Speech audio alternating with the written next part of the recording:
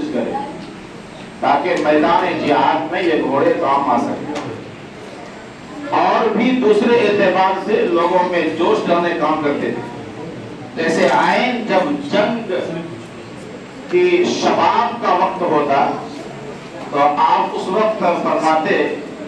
من قتل قتیلا فلہ سلبہ، یعنی اگر کوئی آدمی کسی کو قتل کر دے، کسی دشمن کو، کافر کو، فلہ سلبہ، تو اس کے بعد جو سامان ہے، ہتھیار ہے یا جو بھی چیزیں ہیں، لباس ہے، یہ سب اس کو ملے گا۔ یہ جو اس طرح کے جو باتیں ہوتی تھی اس زمانے میں، تو اس سے معلوم ہوتا ہے کہ رغبت دلانے کا کام اور شوق دلانے کا کام، لوگوں میں ایک جذبہ ابھارنے کا کام آپ کرتے تھے، اور یہ اس زمانے سے لے کر کے آج تک مختلف فنون میں اور میدانوں میں یہ ہوتا ہوا آ رہا ہے۔ اس کے بڑے مفید اور بہت ہی اچھے نتائج سامنے آتے ہیں۔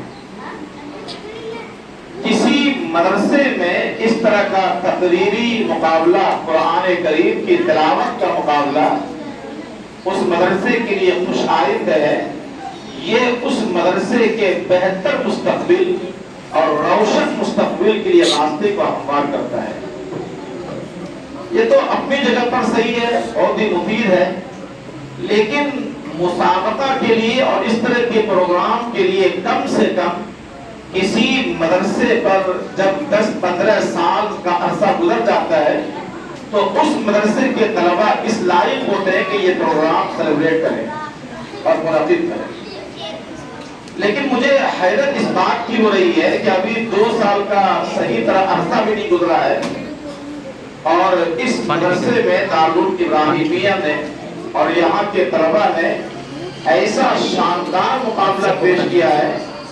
خاص طور پر میں تو تقریر میں جب تھا تو نمبر دینے میں مجھے پریشانی ہو رہی تھی، یعنی میں نے یہ سوچا کہ اب اس بچے سے اچھا کون کرے گا، جب تو میں نے ان کو ہائی نمبر دیا کہ یہ نمبر 100 سے کم دیا، لیکن بہرحال ہائی نمبر اپنے حساب سے، تو دیکھا کہ اس کے بعد اور اچھا تقریر کرنے والا آ گیا، اور بہتر تقریر کرنے والا آ گیا۔ پھر میں نے اس کو نمبر دیا، تھوڑا ایک نمبر بڑھا کر کے کہ اس سے اور نیچے کر کے، کہیں ایسا نہ ہو کہ ہم کو پھر کاٹنا پڑے۔ تو پھر اس طرح جو بچوں نے جو مقابلہ پیش کیا، یہ بچے وہ ہیں جو نازلہ پڑھتے ہیں، یہ بچے وہ ہیں جو حفظ کرتے ہیں، اور حفظ میں بھی بڑے بڑے طلبہ نہیں ہیں، بلکہ ابھی معصوم ہے، 10 پارہ، 5 پارہ، 8 پارہ، واقعتاً بلا کسی اس میں، یعنی بلا کسی تمہید کے اور بغیر کسی لگی لپٹی بات کے یہ بات ہے کہ آج اس طرح دوڑ پڑتا ہے جیسے پہاڑ سے پانی نیچے کر دوڑتا ہے۔ وہ ترقی کے راستے بہت اختصار کے ساتھ اس طرح وہ طے کرتا ہے، اور ترقی کی منزلیں اس طرح طے کرتا ہے جس طرح کوئی سیل رواں اپنے نشیب کی طرف دوڑتا ہوا جاتا ہے۔ تو اس لیے بھی تعجب نہیں ہے، کیونکہ اس کے جو بانی ہے اور ناظم ہے عزیز گرامی قدر مولانا ابوالحسن صاحب، اللہ ان کے علم میں اضافہ فرمائے، متعن اللہ بطول بقائی۔ تو اللہ تعالیٰ نے ان کو صلاحیت بھی دی ہے، صالحیت بھی دی ہے، متانت بھی دی ہے، سنجیدگی بھی دی ہے، تواضع بھی دیا ہے، اور ان سب صلاحیتوں کی وجہ سے اللہ تعالیٰ نے ان کو سب سے بڑی جو نعمت ہے وہ مقبولیت اللہ نے عطا فرمائی ہے، قبولیت کی ہے اللہ تعالیٰ نے۔ یہ ان کے والدین کی دعاؤں کا ثمرہ ہے، دعاؤں کی برکت ہے۔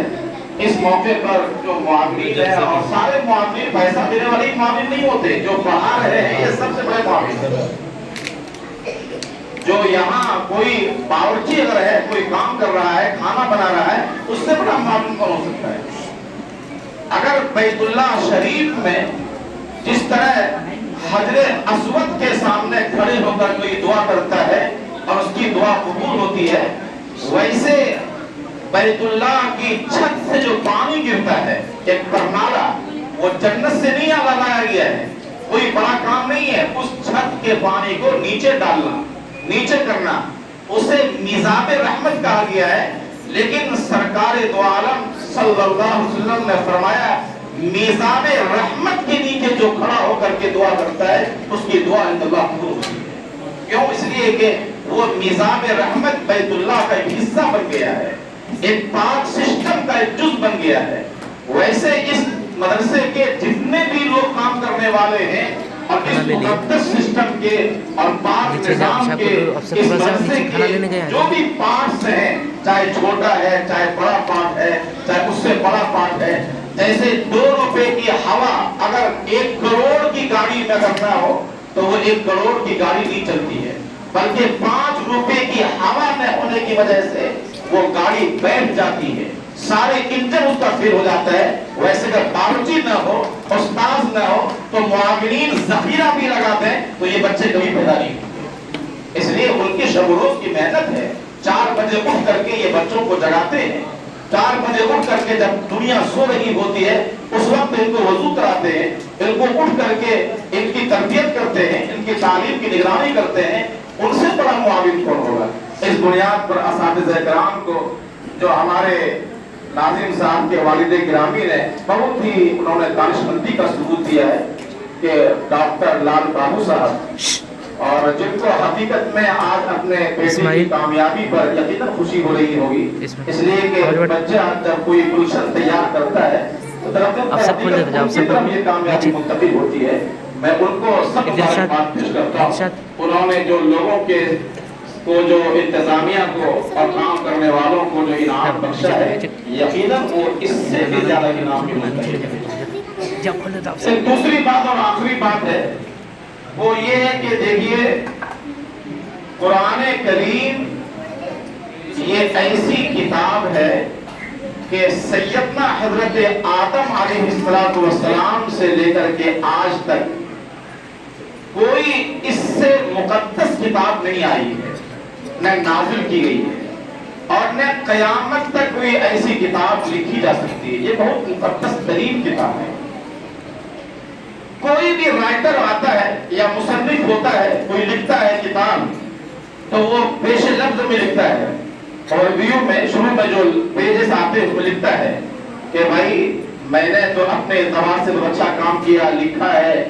میں نے ساری غلطیوں سے پاک کرنے کی کوشش کی ہے، لیکن اگر پھر بھی کوئی غلطی ہو تو ہمیں بتائیں تو ہم اگلے بار میں طباعت میں ٹھیک کر لیں گے۔ سب لوگ لکھتے ہیں۔ ساری دنیا کے مصنفین، رائٹر، چاہے امام غزالی کیوں نہ ہو، چاہے ابن حجر کیوں نہ ہو، سارے بڑے سے بڑے محدثین لکھتے ہیں۔ دنیا میں صرف ایک کتاب ہے اور وہ ہے قرآن کریم، جس قرآن کریم کا جب آغاز ہوتا ہے تو رب کائنات یہاں سے شروع کرتا ہے، ذالک الکتاب لا ریب فیہ۔ یہ وہ کتاب ہے جس میں الحمد سے لے کر کے والناس تک کوئی شبہ نہیں ہے،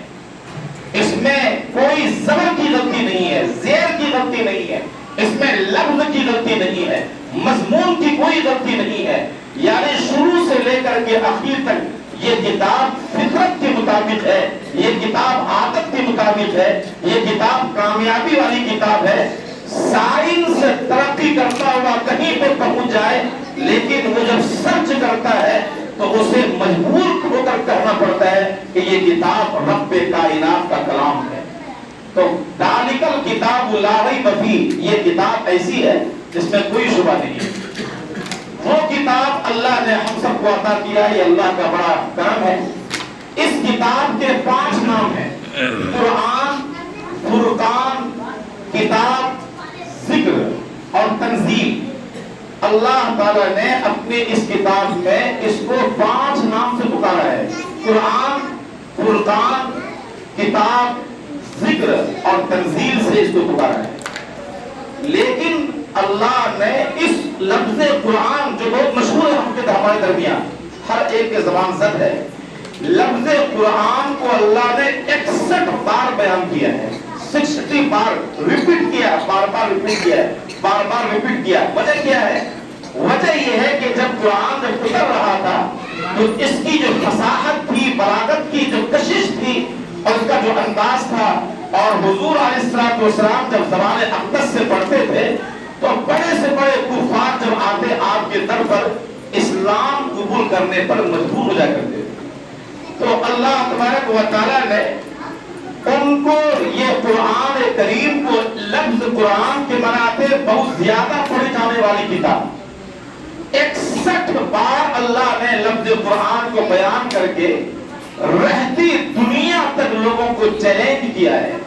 چیلنج یہ کیا ہے کہ تمہارے ان اوچھے ہتھ کنڈوں کے ذریعے، سازشوں کے ذریعے قرآن کی آواز دبائی نہیں جا سکتی، بلکہ یہ قرآن وہ کتاب ہے کہ ہم نے رہتی دنیا تک کے لیے ہم نے اسے کتاب ہدایت بنا کر کے بھیجا ہے۔ چاہے لوگ آسمان پہ پہنچ جائیں، سائنس اور ٹیکنالوجی عروج کو پہنچ جائے، چاند پہ کمر ڈال دیں، لیکن یہی وہ کتاب ہے جو کتاب لوگوں کو ہدایت دے گی، اسی میں کامیابی ہے۔ چنانچہ آج سارے لوگوں کا اتفاق ہے کہ قرآن سے، یعنی سارے لوگوں سے مراد ہے، دشمنوں کا بھی اتفاق ہے، ہندوؤں کا بھی اتفاق ہے، عیسائیوں کا یہ کہنا ہے کہ قرآن سے زیادہ پڑھی جانے والی کتاب اس دھرتی پر، اس روئے زمین پر اور کوئی کتاب نہیں ہے۔ اللہ تبارک و تعالیٰ نے اسے یہ قبولیت عطا فرمائی ہے،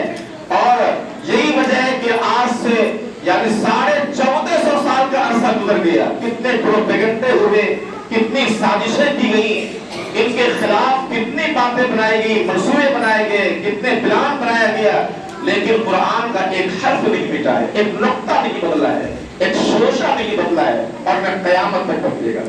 اگر قرآن بدل گیا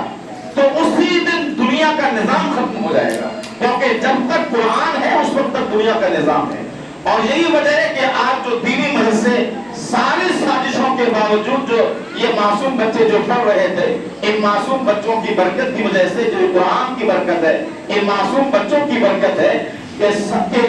مدارس کے خلاف ساری سازشیں کی گئی، لیکن مدارس اپنی تابانی کے ساتھ آج تک موجود ہیں، اور انشاءاللہ اخلاص جب تک باقی رہے گا مدرسے کا وجود باقی رہے گا۔ یہ جو کتاب ہے، یہ کتاب دستور حیات ہے، یہ کتاب ضابط حیات ہے مسلمانوں کے لیے، یہ کتاب آب حیات ہے، نسخہ کیمیا ہے۔ یہ کتاب اللہ تعالیٰ نے لوگوں کی تابانی کے لیے، روحانی قوت کے لیے، جسمانی طاقت کے لیے، ہدایت کے لیے اللہ نے نازل کیا ہے۔ لہذا ہمیں اس کتاب سے متعلق 5 کام ہمارے پر ضروری ہے۔ اختصار سے ایک 2 منٹ میں سمجھیے۔ پہلا کام اس کتاب کا حق ہے کہ کتاب پر ایمان لانا۔ یہ چونکہ مسابقہ قرآن تھا، اس لیے مناسبت سے 2-3 باتیں، رمضان کا بھی مہینہ آ رہا ہے، تو ایمان لانا یہ قرآن کا پہلا حق ہے۔ قرآن